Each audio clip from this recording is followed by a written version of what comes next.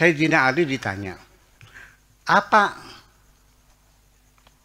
konsekuensinya kalau qada dan qadar sudah ditetapkan, tapi kita disuruh meminta berdoa kepada Allah. Berarti apakah itu? Berarti kita menghindar dari qada dan qadar. Sayyidina Ali menjawab, qada dan qadarmu adalah miskin. Karena engkau minta kepada Allah, maka qada dan qadar Allah dirubah menjadi qada dan qadar yang baru, yaitu kamu kaya. Jadi pindah dari qada kepada qada yang baru, dari qadar yang lama kepada qadar yang baru.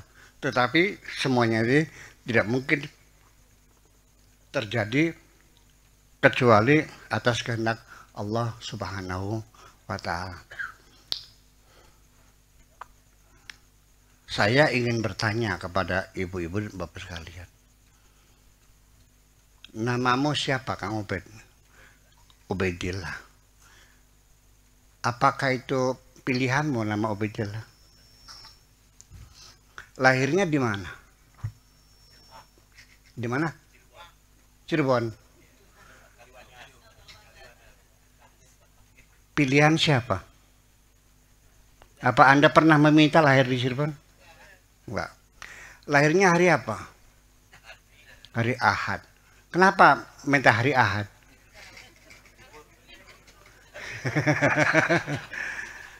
Jenis kelaminnya laki atau perempuan? Atas pilihan siapa?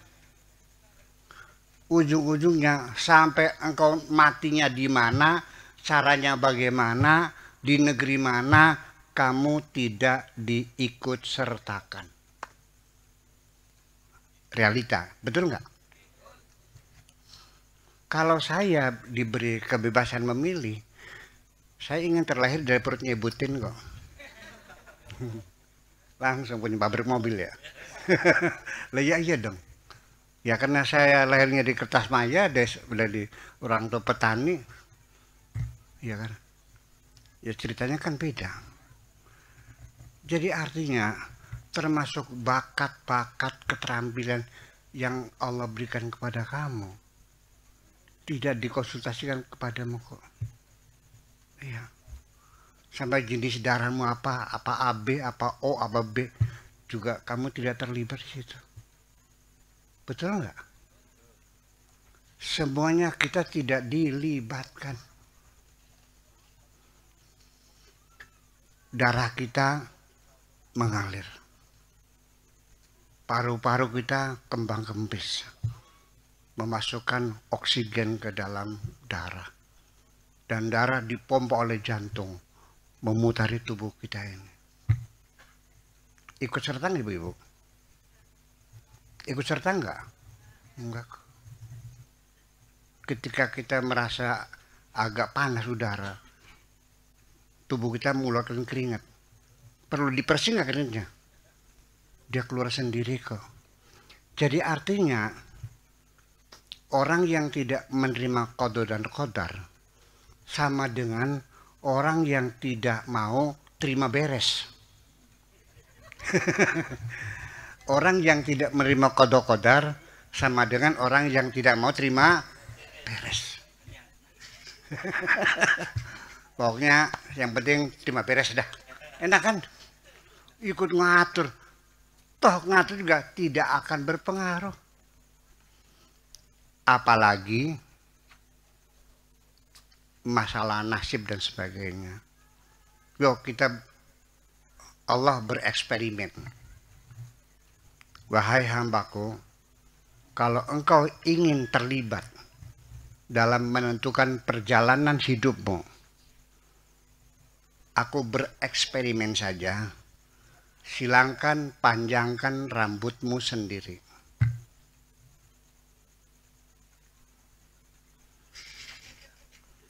Sehari-hari kita nggak bisa kerja, nggak bisa belajar, nggak bisa dagang, nggak bisa narikin rambut aja. Itu pun nggak selesai. Betul nggak? Iya, kita melihatnya secara realita. Kok gimana sih? Orang suruh terima beres saja kok nggak mau. Goblok tapi pinter tuh. Goblok.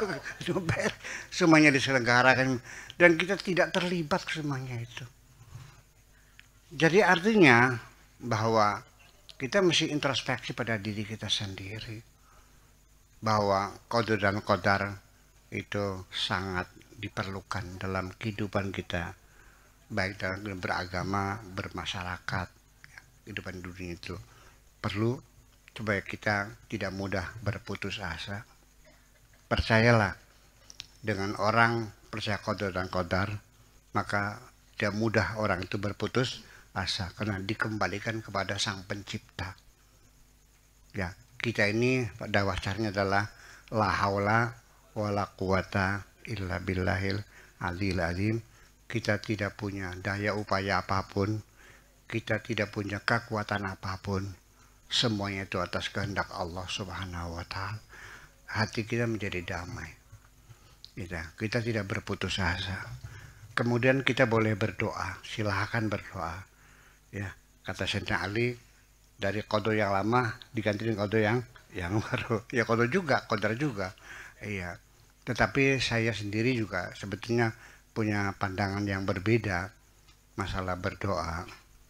Saya mungkin orang yang paling rajin mengajak kita berdoa, istighosah di mana-mana, di laut, di hutan, di pondok, dan di kota-kota lain berdoa. Terlepas dari doanya dikabul atau tidak, ada manfaat besar orang yang kita ajak berdoa, yaitu merawat harapan. Orang kalau masih Allahumma Allahumma berarti masih ada harapan. Kalau engkau bisa merawat harapan, tak peduli engkau jatuh berapa kali, pasti engkau akan bangkit kembali karena masih ada harapan di dalam dirimu. Ketika engkau terjatuh dan tidak bangkit lagi, itu berarti di dalam dirimu sudah tidak ada harapan lagi. Nanam padi, gagal dimakan bereng. Nanam lagi dimakan sundep. Nanam lagi kekeringan. Nanam lagi kebanjiran. Akhirnya apa? Pas sudah dibalangakan, akan menjadi putus asa. Karena harapan. Maka itulah perlunya berdoa adalah untuk merawat harapan kita. Jangan putus asa. Sebab orang kalau masih ada harapan, itu artinya berapa kali engkau terjatuh, engkau akan bangkit kembali. Ya, harapan perlu dirawat sepanjang zaman dan jangan pernah lepas harapan. Ini Bu Dokter. Orang sakit, kalau yang sakit itu masih ada harapan sembuh, akan berbeda dengan pasien yang sudah putus asa. Apalagi dokternya bilang, Bu, pulang aja dah, buang-buang duit. Iya, ini sudah stadium 4 ini, udah mana, buang-buang duit aja di rumah aja lah katanya. Iya, paling bisa bertahan 1 bulan lagi. Malah justru karena dia ketakutan, hilang harapan, semakin cemas, maka proses penyembuhannya juga menjadi sulit.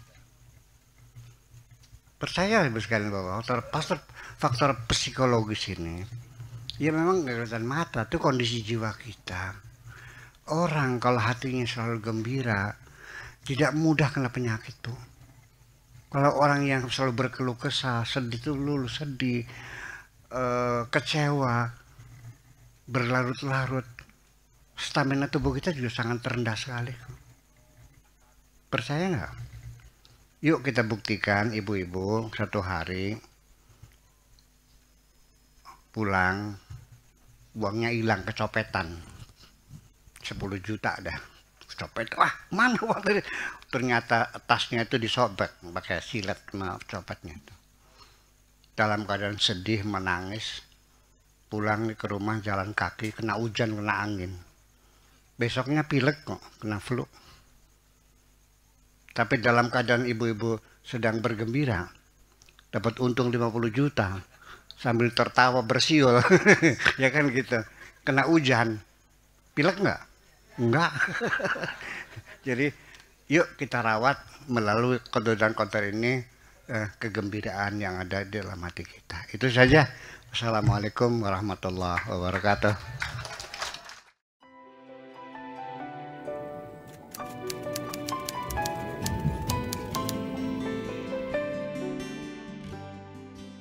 Aku hanya ingin berbagi kebahagiaan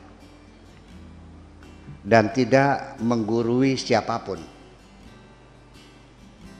Terlalu sulit bagiku untuk menyalahkan siapapun.